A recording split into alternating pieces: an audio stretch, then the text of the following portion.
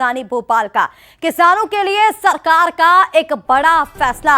आपको बता दें, गेहूं की खरीदी की निगरानी के लिए एक कमेटी बनी जिसमें 5 बड़े मंत्रियों को अहम जिम्मेदारी सौंपी गई है।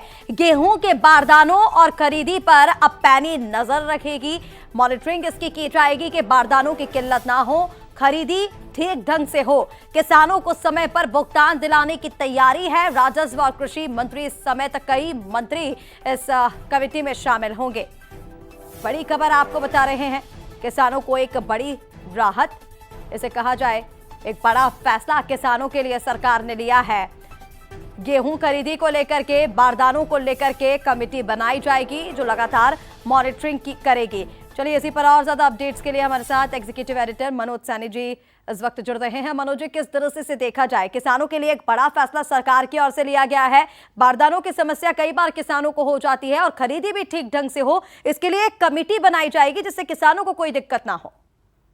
कमेटी बनाई नहीं जाएगी ऋषिका, बल्कि मैं इसको ठीक करना चाहूंगा। कमेटी बना दी गई है जिसमें अलग अलग 5 मंत्रियों को जिम्मा दिया गया।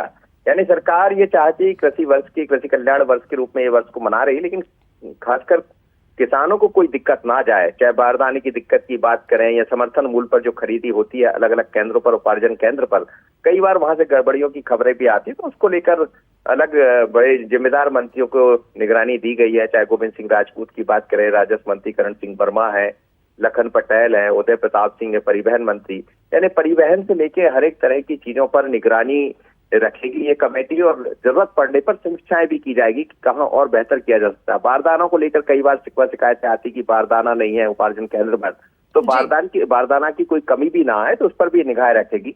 अच्छा निर्णय है सरकार का, क्योंकि सवाल उठने से पहले ही अब उसका निराकरण हो जाएगा। मंत्रिमंडली जो कमेटी बनाई गई है वो उस पर गौर करेगी, ध्यान रखेगी। तो डॉक्टर मोहन यादव सरकार के किसानों के इसमें एक और प्रायोरिटी है।